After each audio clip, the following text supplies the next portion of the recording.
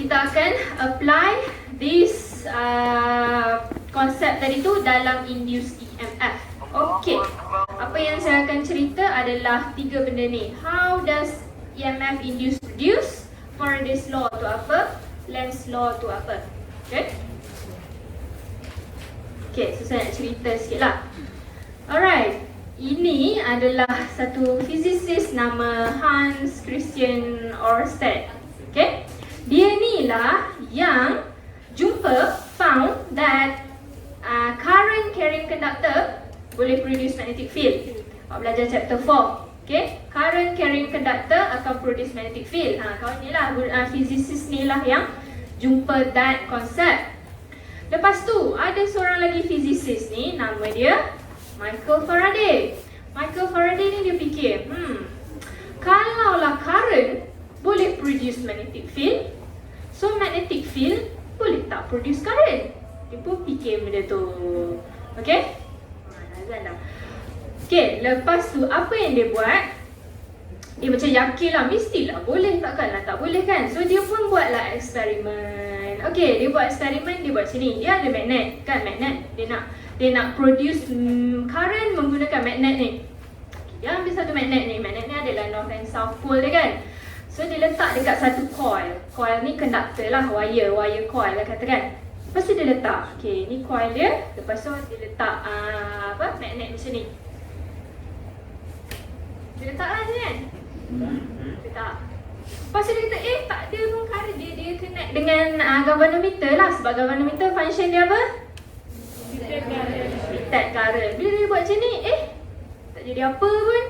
So dia pun sedih. Lepas tu dia sedih, dia tengok cerita Madagascar yang lagu I Like to Move It. Dia tengok cerita Madagascar masa tu. Lepas tu dia macam, try lah bergerakkan magnet tadi tu kan. Gerak. Lepas tu dia mendapati current produce bila dia move the magnet ni. Okay? So dia kata, tu lah trik dia. Rupanya kena move it the magnet tadi tu. Okay. Tu apa yang berlaku kan? So key point dia kat sini, magnet tu kena bergerak baru current produce. Okay, itu dia punya macam benda yang observation dia. So kita tengok apa konsep dia di sini. Cuba awak tengok dekat this part ni. Tengok betul-betul. Apa beza dengan yang bila dia tak bergerak? Okay, apa beza dia? Tengok buku pun tak apa, sama je. Lain lah sebab saya edit sikit. Apa beza dia? Dekat loop ni, bila dia move dekat, in this case dia move towards Lepas tu saya buat hi, maksudnya dia pergi dekat coil tu. Apa beza dia? Magnetic field? More magnetic apa? Flux betul, sama dulu. Reverse dulu. Magnetic apa yang nampak? Yang berbeza? Dia punya line lah. Lines. Jangan flux lagi. Lines dia kan nampak? Kalau kat atas ni, bila tak bergerak, dot dia ada 7. Nampak? Bila dia bergerak dekat, dot dia 12. Contoh, makin bertambah. Okay, we are talking about lines. Okay, observation kita, lines dia berubah. So kita kaitkan dengan magnetic flux tadi. So magnetic flux kan dia change bila B dengan A kan. In this case A berubah tak? A berubah tak? Tak berubah kan? Dia guna coil yang sama, bulatan yang sama. Okay, yang berubah sekarang bilangan magnetic field lines. Kan the strength of magnetic field lines represent by the strength of magnetic field strength represent by the lines kan. Lagi banyak lines ni, lagi kuatlah magnetic field tu tadi. Okay, so bila magnetic field dia berubah, bukan berubah lah in this case, bertambah, magnetic flux pun bertambah lah. Okay, so dia buatlah conclusion. Bukan buat conclusion lagi, dia test lah lagi. Kalau dia gerakkan menjauhi daripada coil, adakah dia punya current akan produce tak agak-agak? Dia mendapati produce juga. Okay, nampak daripada dalam bulatan ni tadi ada 7, sekarang ada 5 saja. Okay, so dia pun fikir, kalau magnetic field strength bertambah, current pun produce. Tapi bila berkurang pun produce juga, kan?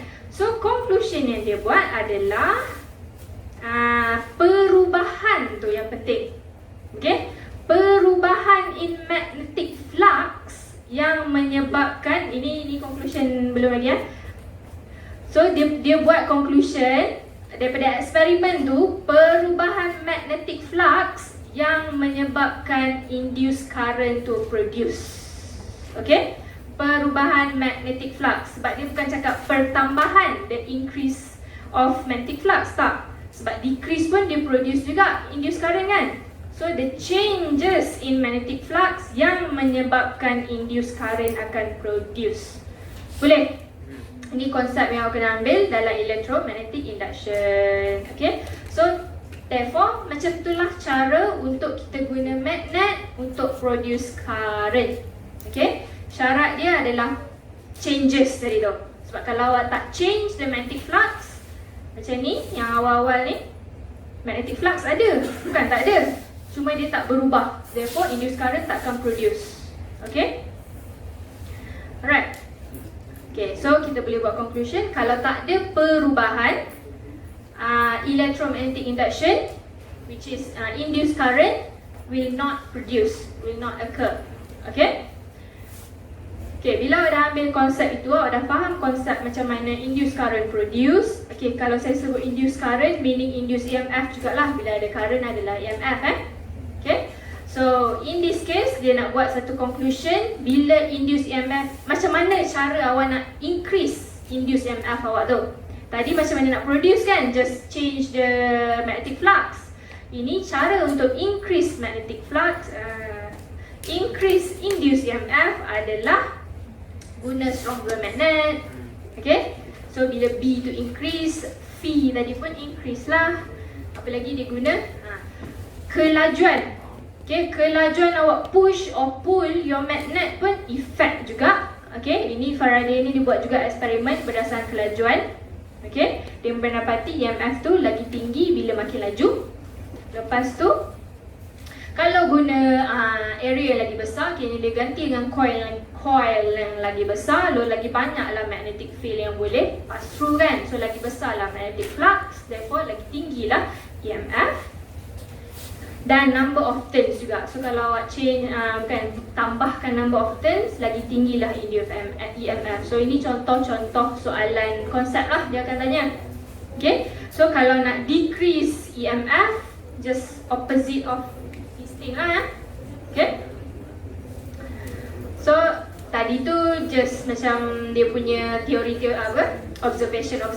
So dia keluarkan official law dia namakan Faraday's law. Okay, key point dalam ni, sebab ayat-ayat ni boleh baca, key point dia adalah induced EMF. Okay, dia akan produce apabila rate of change of magnetic flux. Itu dia punya key point dia. Induced EMF is directly proportional to the rate of change of magnetic flux. Kalau awak cakap rate of magnetic flux saja, salah. Okay, dia mesti rate of change of magnetic flux. Okay, saya emphasize sangat-sangat dekat change in magnetic flux. Okay, lagi satu, rate. Rate is something to do with what? Length. Time. Okay, time. Okay, so kalau rate maksudnya something over time. So nampak di sini induced EMF is inversely proportional to time. So maksudnya lagi cepat, maksudnya lagi time tu lagi kecil lah, kan. Lagi cepat, lagi tinggilah induced EMF tu. So daripada eksperimen tadi tu, dia dah gabung all those konsep tu, dia jadikan law. So daripada law ni awak boleh faham bahawa induced EMF akan produce bila change in magnetic flux berlaku. Okay, dan kalau kita cakap pasal time, lagi cepat, lagi tinggilah induced EMF tu akan terhasil. Okay, itu Faraday's law. Tapi dekat sini dia ada negative sign dekat situ. So apa maksud negative sign? So negative sign ni negative sign akan saya explain menggunakan Lenz law. So Mr. Lenz kat sini dia keluarkan law untuk explain negative sign dekat Faraday's law tadi tu. Okay, ini kalau dari segi ayat dia, key point dia adalah induced current yang produce tu, direction dia mesti lawan dengan change in magnetic flux. Okay, itu ayat yang complicated. Maksudnya dia adalah, kan tadi magnetic flux tu berubah kan? Kita ambil contoh bila dia bertambah. Okay, bila dia bertambah maksudnya dia gerak makin dekat kan? Dekat dengan coil tu, magnet tu dekat lagi coil. Dekat dengan coil maksudnya dia punya magnetic flux bertambah. Okay, induced current yang produce ni dia tak suka perubahan tu. Dia tak suka, katalah awal-awal value magnetic flux dia 7 dot je tadi kan. Lepas tu dia tambah kepada 12 dot. Dia tak suka, dia nak balik 7 tadi tu. Okay, so dia akan buat something untuk lawan benda tu, untuk dapatkan balik 7. Itulah Lenz law sebenarnya. Okay, kalau dia makin jauh, tadi daripada 7 dia jadi 5 kan. Dia tak suka juga, dia nak 7 juga tadi. So dia akan buat sesuatu supaya jadi balik 7. So kita tengok apa yang dia buat. Ini basically negatif kan. Okay, sini sama macam tadi, dia dekatkan Ini adalah bila kita ada magnet, so dia ada north and south pole. Kita dekatkan magnet tu kepada coil ini. Okay, so induced current ni produce. Tapi macam mana kita nak tahu direction induced current tu? Okay, direction dia kena apply Lenz law tadi tu. Dia tak suka perubahan. So bila tak suka perubahan, coil tu sendiri dia tak suka perubahan tu, dia akan cari cara untuk tolak balik.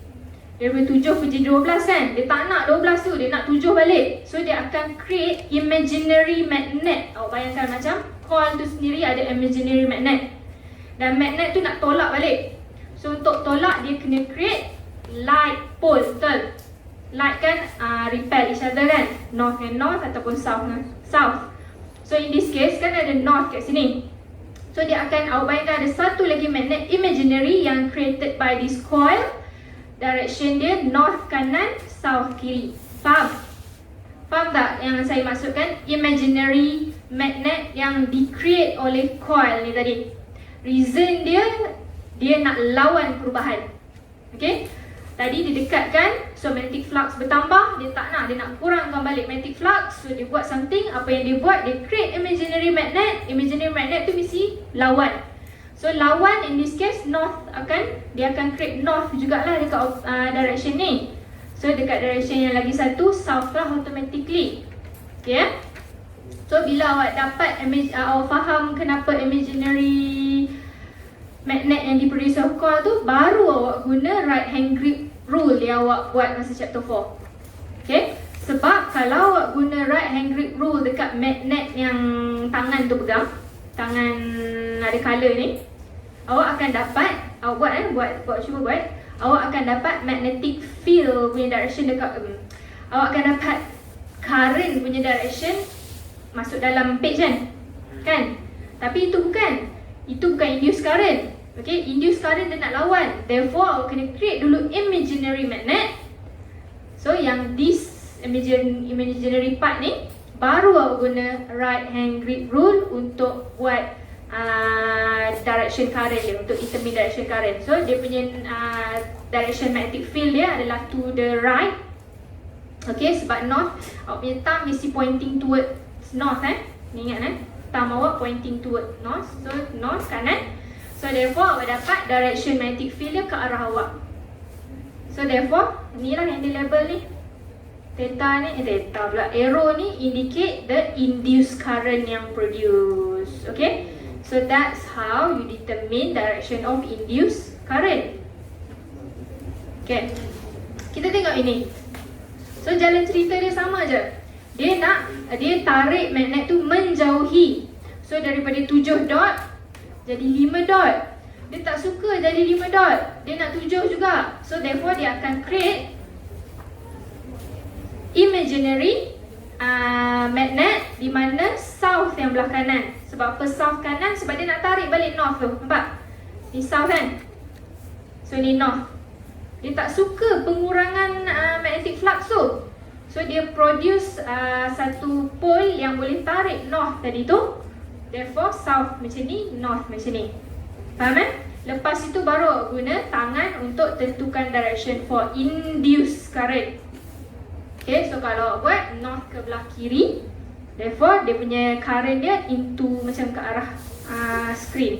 Okay, dapat kan? So faham kan konsep kat sini, dia tak suka perubahan. Itulah Lenz law, dia punya direction ni mesti nak lawan balik dengan perubahan magnetic flux tu.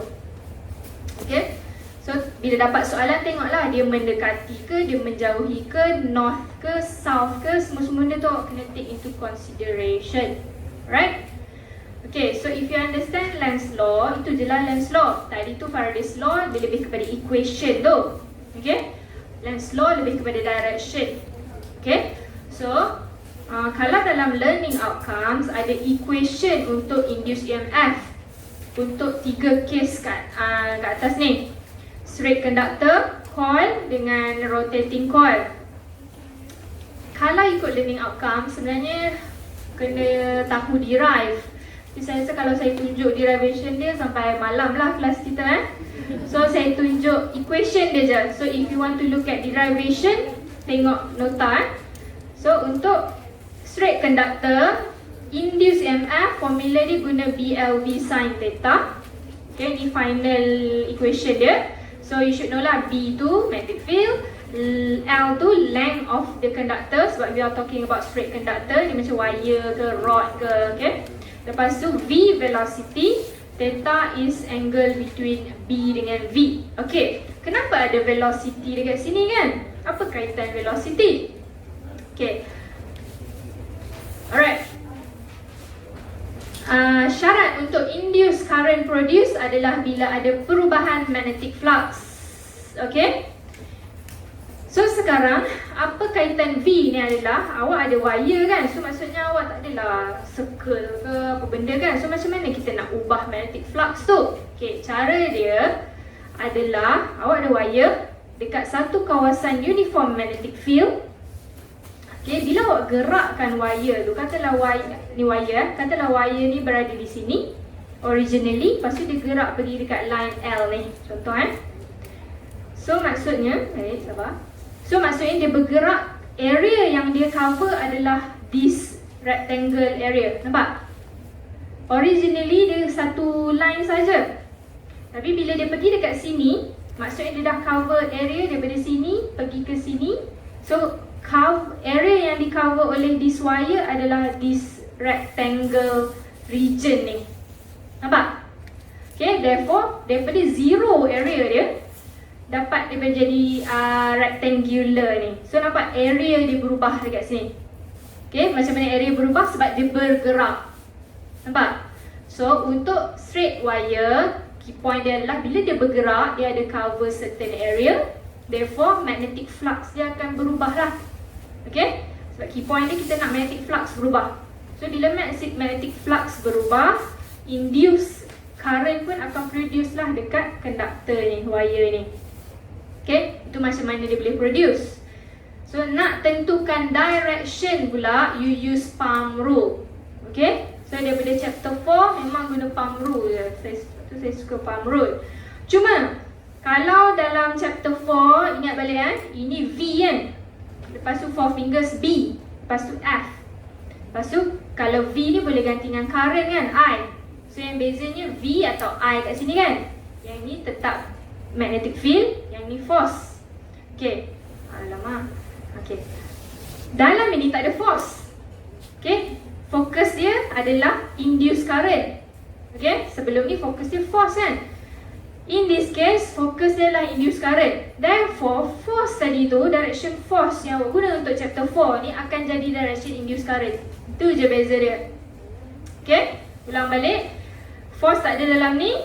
So awak nak cari induced current sekarang ni mission dia. So therefore, force yang awak belajar chapter 4 ganti dengan I induce sahaja. Itu je beza dia.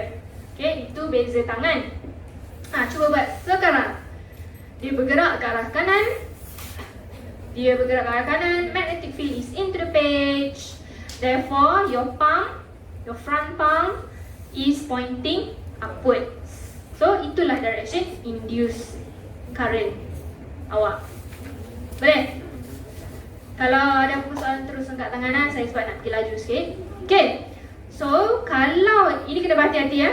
So, direction induced current dekat wire ini adalah upwards. Tapi, kalau dalam soalan dia tanya what is the direction of the induced current produced in the circuit? Kalau jawab upwards, salah. Kenapa? Saya ulang balik. Soalan dia adalah, kalau dalam soalan dia tanya what is the direction of the induced current produced in the circuit, kalau jawab upwards, salah. Kenapa? Direction changes. The direction apa? The direction right and left? Atau? Anti-clockwise. Okay, circuit kan? So, kena jawab circuit tu lah. Maksudnya current tu lalu clockwise ke anti-clockwise. Kalau jawab upwards, awak tengah jawab dekat wire saja. So, salah lah. Okay, saya ulang balik. Soalan bila baca elok-elok, dia tanya induced current dekat siapa? Dekat apa lah. Alright? Kadang-kadang dia trick, dia letak resistor kat sini. So, dia tanya what is the direction of induced current passing through the resistor.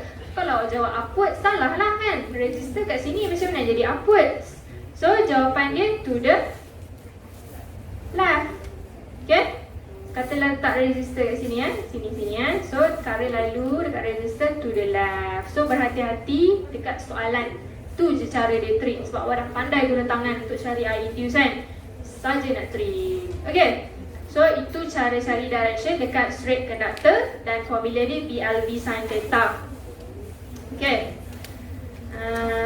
Okay, so settle straight conductor. Now, look at coil.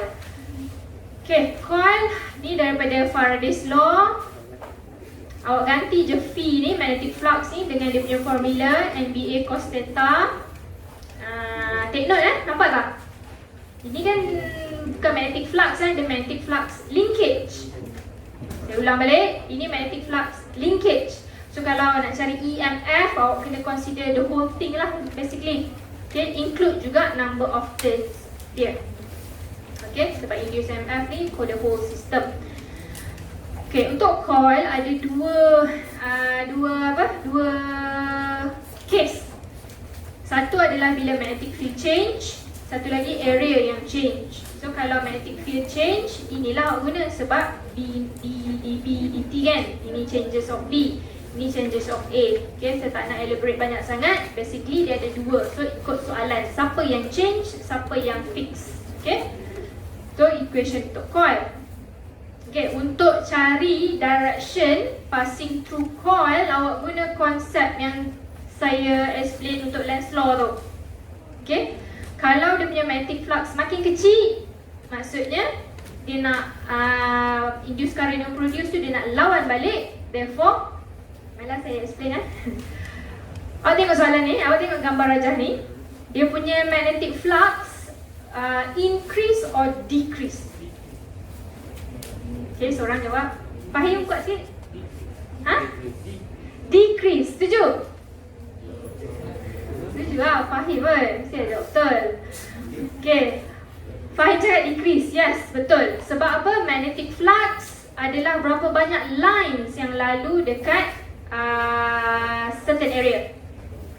So, ini katalah 3, 6, 9, 12. Ini sikit je, lebih kurang lah daripada yang belah sini. So, magnetic flux dia, kita dah establish, decrease.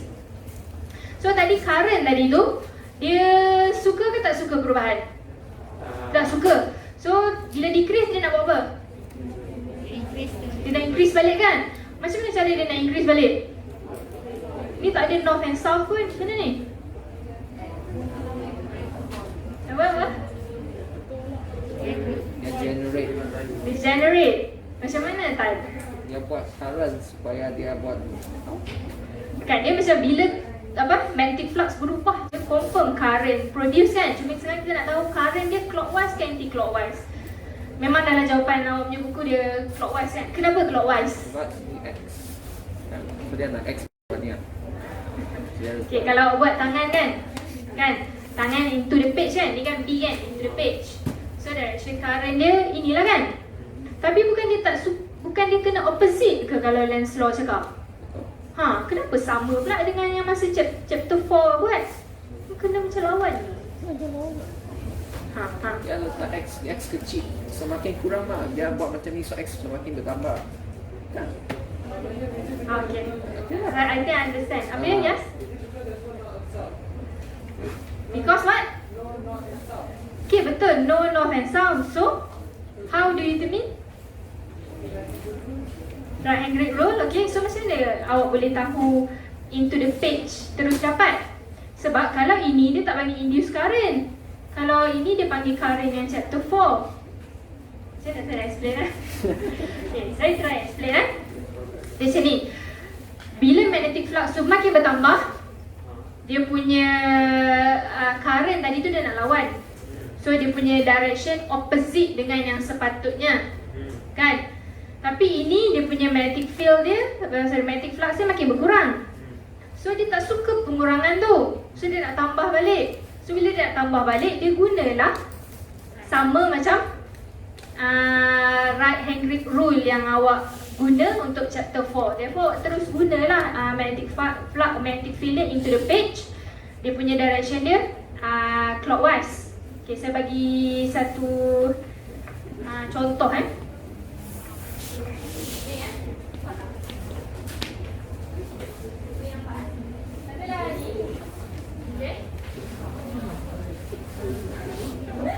basically fahamlah apa saya tunjuk. Daripada sini ke sini, bagi tahu saya direction magnetic direction current dia. Sorry. Page. B dia into the page. Cuba sekarang. Saya bagi tahu ya. Ini area dia lagi besar. Dia semakin besar dia punya circle dia. Lepas tu B dia into the page. So apa direction current yang produce dekat sini bila makin besar A dia? Betul? Clockwise. Clockwise. Macam tu? Saya dapat macam ni. Maksudnya macam ni lah. Maksudnya ni bukan B into the page ke? Bukan macam ni ke? Sebab dia bertambah. Okay. B into the page kan? Macam ni lah kan? Dia dapat clockwise lah kan? Clockwise. Tapi apa yang clockwise jawapan dia? Jawapan dia anti-clockwise. Dapat? Dia more X. So dia macam dia cancel dia punya X. Pernah kan bikin kotak macam ni? Nampak magnetic flux ni bertambah. Dia tak suka pertambahan magnetic flux ni. So dia akan cuba untuk lawan. Therefore dia nak lawan magnetic field yang into the page ni. So dia akan produce magnetic field out of the page. Coil ni akan produce magnetic flux dan magnetic field out of the page. Sampai situ faham? Nak balik tak? Dia. Ini cerita dia. P yang ada external magnetic field dia adalah into the page. So induced current ni dia tak suka perubahan. So bila daripada ni yang perubahan kan makin banyak magnetic flux ni, I don't like. So I want to kecilkan balik. So cara dia kecilkan balik, dia produce its own magnetic field yang lawan dengan apa yang ada. Faham sampai situ? So yang dia lawan dengan yang cross ni, which is dot lah kan, out of the page. So dot macam ni lah, out of the page kan. So direction current ni this one